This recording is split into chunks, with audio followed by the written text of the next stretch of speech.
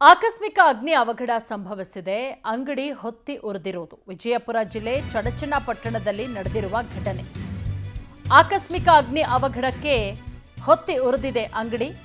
ವಿಜಯಪುರ ಜಿಲ್ಲೆ ಚಡಚನಪಟ್ಟಣದಲ್ಲಿ ನಡೆದಿರುವ ಘಟನೆ. ಬಸ್ ನಿಲ್ದಾಣದ ಪಕ್ಕದಲ್ಲಿರುವ ಅಂಗಡಿ ಬೆಂಕಿಯ ಕೆನ್ನಾಲಿಗೆಗೆ ಧಗಧಗಿಸಿದೆ. ಪ್ಲಾಸ್ಟಿಕ್ ಪೈಪ್ ಅಂಗಡಿಗೆ ವ್ಯಾಪಿಸಿದ್ದ ಅಗ್ನಿಶಾಮಕ ಸಿಬ್ಬಂದಿ ಬಾರದ ಹಿನ್ನೆಲೆ ಬೆಂಕಿಯನ್ನ ನಂದಿಸೋದಕ್ಕೆ ಹರಸಾಹಸ ಪಡಲಾಯಿತು. ಅದಾದ ಮೇಲೆ ಬೆಂಕಿ ಹತ್ಕೊಂಡು ಸುಮಾರು 1 ರಿಂದ 1.5 ಗಂಟೆ ಆದಮೇಲೆ 1 ಗಂಟೆ ತಡವಾಗಿ ಅಗ್ನಿಶಾಮಕ ಸಿಬ್ಬಂದಿ ಬರುವಷ್ಟರಲ್ಲಿ ಕಂಪ್ಲೀಟ್ ಆಗಿ ಸುಟ್ಟು ಭಸ್ಮ ಆಗಿದೆ. ನೋಡಿ, ದೃಶ್ಯಾವಳಿಗಳಲ್ಲಿ ಗಮನಿಸಬಹುದು.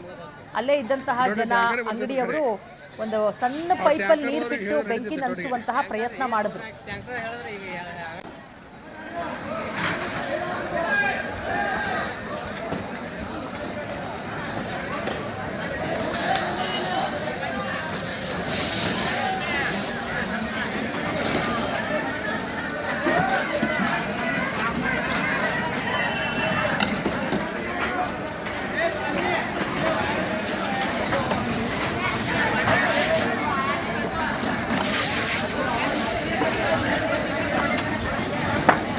ಇದ್ರ ಗಾಡಿ ಹೇಳಿಲ್ಲನ್ರಿ, ಬರಾಟ ಸುಟ್ಟೆ ಹೋತಲ್ಲ